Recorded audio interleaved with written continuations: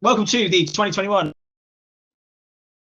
Delighted to be is the writer, producer, and actor in The Tide. Hey, Liam. Thank you. Hi, good to be here. Cool. What is on the wall behind you, out of interest? It looks like light switches. It is. I'm actually in my wife's office, and so it is a fairly kind of funky wallpaper of different little drawers and things. I guess. So yeah, I mustn't touch anything. I mustn't move anything.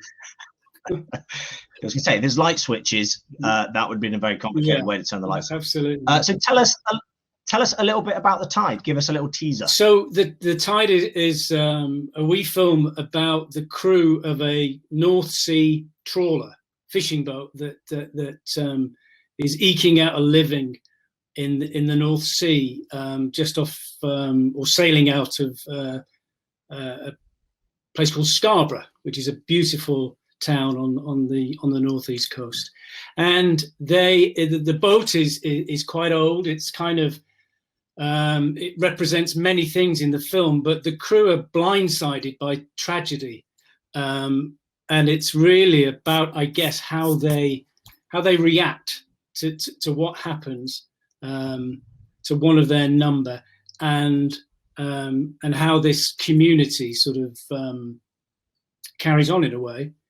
I wrote it as a proof of concept, so we hope that one day we might get the opportunity to tell a bigger story, and we hope that we hint at much of the kind of I guess this world that this crew inhabits. Fantastic. And is it something you have experience of, that sort of community, or is it just something that drew you in and you were interested? No, I kind of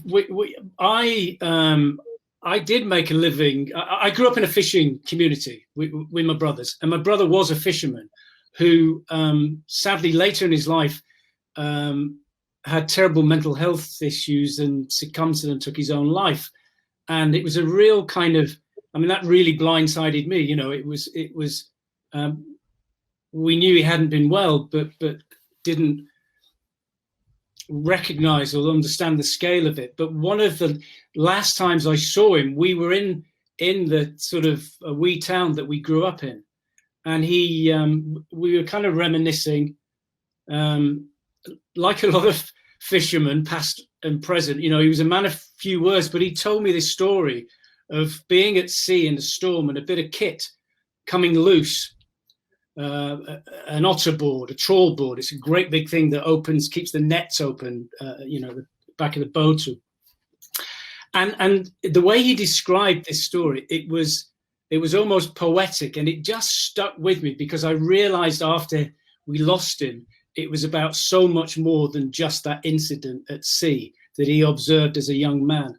And I kind of wanted to write something about this fishing community that I kind of say that we grew up in, but it was all a bit raw. And then I was doing a bit of theatre in Scarborough, met a lot more fishermen, and remembered this wonderful story that he told me, and that gave me a way in to sort of perhaps write something that was not only a homage to my brother, but also to this sort of community. Fantastic. And what's next for you? Is it a project tied into a feature? Absolutely, yeah. I'm partway through that, and then and I was lucky enough to get commissioned to write it's a bit of a circuitous route for me, becoming an actor and a writer.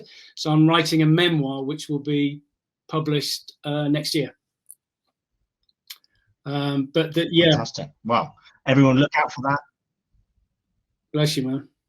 Fantastic. So we look out for that, and we would love to see The Tide when it's in its fully feature-length form. So make sure you share that with us. It's been lovely chatting to you. I'm looking forward to sharing your film with everyone later today. Thank you so much. I hope you enjoy it. Cheers. Thanks, Liam.